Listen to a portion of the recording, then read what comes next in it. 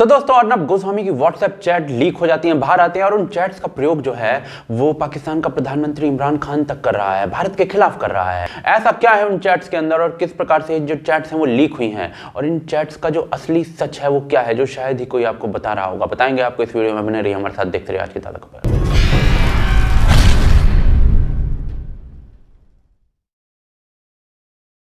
तो दोस्तों अर्नब गोस्वामी की एक पर्सनल जो चैट है वो सामने आती है और उसमें क्या है और किस प्रकार से वो लीक हुई वो आगे देखते हैं। लेकिन इमरान खान जो है पाकिस्तान के प्रधानमंत्री, वो इसके बाद एक ट्वीट करते हैं, उसमें लिखते हैं कि 2019 में मैंने कहा था यूनाइटेड नेशंस में कि कैसे फासिस्ट मोदी ने बालाकोट संकट को इलेक्शंस में यूज किया है।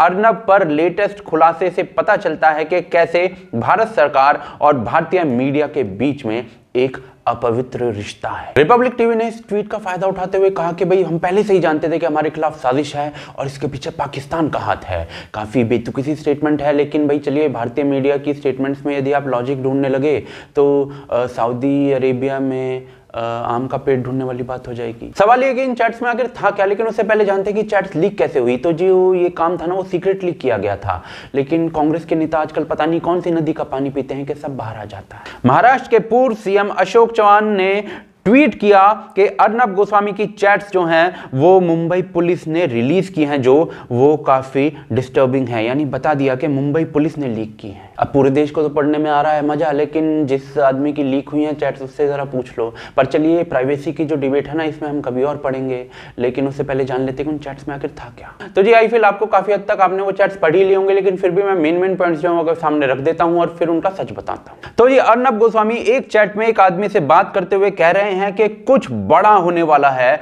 पाकिस्तान के खिलाफ। ये पुलवामा के बाद जो बालाकोट में एयर स्ट्राइक्स हुई थी उससे पहले की ये चैट है। एक अन्य चैट में कहा जा रहा है कि जज को खरीद लो, लेकिन ये दूसरे आदमी द्वारा कहा जा रहा है, सजेस्ट किया जा रहा है। तो इस बात पर अर्नब को क्या ही घेरना। एक तीसरी चैट में रजत शर्मा को मूर्ख, नाविका को कचरा कहा जा रहा है। लेकिन चलिए, ये आपका पर्सनल ओपिनियन हो सकता है आपकी पर्सनल चैट्स में, तो उससे सानू की। एक अन्य चैट में अर्नब कह रहे हैं स्मृति ईरानी नई आईएनबी मिनिस्टर होंगी। ये 18 जुलाई 2017 का 10:57 सुबह का ये है। इसके बाद कहा यह जा रहा है कि अर्नब गोस्वामी को कौन मिनिस्टर बनने वाला है ये तक पता रहता है, लेकिन 18 जुलाई 2017 को 10:51 पर, यानी कि जो चैट अर्नब ने की है उससे 6 मिनट पहले पीएमओ इंडिया के ट्विटर हैंडल से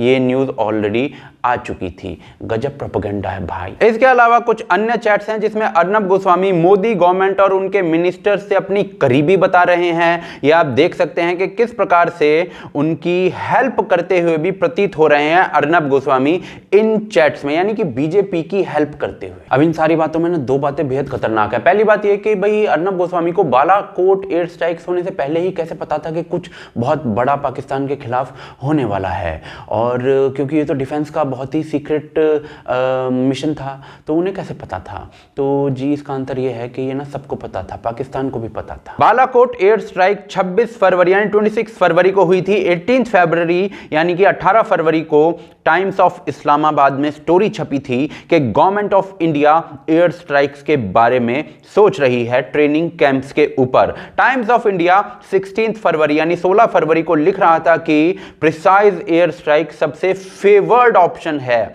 इंडियन एक्सप्रेस को 24 फरवरी को पता था, क्योंकि उन्हें संबित पात्रा जी ने कुछ इस प्रकार की बात कही थी, और करण थापर को भी पता था ऐसे तो, क्योंकि वो अपने आर्टिकल में लिख रहे थे कि Modi will hit back hard, और ऐसे दसियों जगह पे ये चीजें छपी हैं। एक लिंक मैं आपको डिस्क्रिप्शन में दूंगा, वो पढ़िए। कुल मिलाकर ना सबको पता था कि कुछ बड़ा स्टेप ले सकती है सरकार पाकिस्तान के खिलाफ, लेकिन कैसे पता था? क्योंकि 21 फरवरी को अमित शाह जी जो हैं वो एक रैली के अंदर ये जीरो टॉलरेंस वाले शब्द कह चुके थे, और उससे पहले ना नरेंद्र मोदी भारत के प्रधानमंत्री जो हैं वो ये शब्द कह चुके थे, और ये शब्द पूरे भारत ने सुने थे। मैं आतंकी संगठनों को और उनके सरपरस्तों को कहना चाहता हूं कि वे बहुत बड़ी गलती कर चुके हैं। बहुत बड़ी कीमत उनको चुकानी पड़ेगी। इन जवानों ने जो हमारी सेना की, हमारे सुरक्षा बलों की वीरता की उज्जवल परंपरा को आगे बढ़ाने का काम किया है, मैं सिर्फ इतना कह सकता हूं कि भारतीय जनता पार्टी की नरेंद्र मोदी सरकार इनके बलिदान को व्यर्थ नहीं जाने देगी। अब जब भाई प्रधानमंत्री खुद कह चुके हैं इतनी बड़ी बात, तो उसके बाद किसको नहीं पता होगा। यहाँ तक कि पाकिस्तान को भी पता था कुछ बड़ा होने वाला है। तो अर्नब गोस्वामी के उस चैट के उस हिस्से से कुछ सब्सटेंशियल निकलता नहीं, लेकिन चैट के एक हिस्से से पता चलती है अर्नब गोस्वामी की मोदी सरकार से और उनके मिनिस्टर से करीबी, और कैसे एक दूसरे की हेल्प की जाती है दोनों पक्षों के द्वारा। और ये हिस्सा जो है वो प्रॉब्लमेटिक है और डेमोक्रेसी के लिए ये गलत है। लेकिन सवाल यह आ जाता है कि जो प्रैक्टिस है ये कब नहीं थी। 2010 में प्रेस काउंसिल ऑफ इंडिया ने अपनी रिपोर्ट निकाली और कहा कि पेड न्यूज एक स्ट्रक्चरल और हाईली ऑर्गेनाइज्ड प्रैक्टिस है इंडियन न्यूज़पेपर्स और इंडियन टीवी मीडिया में, जहां पैसे के बल पर फेवरेबल कवरेज होती है। और ये प्रैक्टिस 60 साल से चल रही है। 2010 की ये इन्वेस्टिगेशन रिपोर्ट थी। 2009 के जो इलेक्शन कवरेज हुए थे उन पर ये रिपोर्ट निकाली गई थी। इसके बाद 2010 में ही राडियो टेप्स लीक होते हैं और उससे पता चलता है कि किस प्रकार से बरखा दत्त और अन्य कई न्यूज ट्रेडर्स जो हैं वो इतनी औकात हैसियत रखते हैं कि वो कैबिनेट में मिनिस्टर कौन होगा ये तक डिसाइड कर पाए। रोहिणी सिंह, नाविका, प्रभु चावला, बरखा दत्त, कई नाम थे इनमें। बाकी बरखा दत्त और राजदीप सरदेसाई को पद्मा अवार्ड्स जो हैं वो कौन सी पाथ ब्रेकिंग स्टोरी क्रैक करने के लिए दिया गया है, ये भी सोच कर देखिए जरा। ये वो समय था जब पत्रकार जो थे वो कौन कैबिनेट मिनिस्टर होगा ये तक डिसाइड करने की औकात रखते थे। और जो विदेशी दौरे होते थे सरकारी खर्चों पर, यानी टैक्स पेयर के खर्चों पर, वो रूटीन था।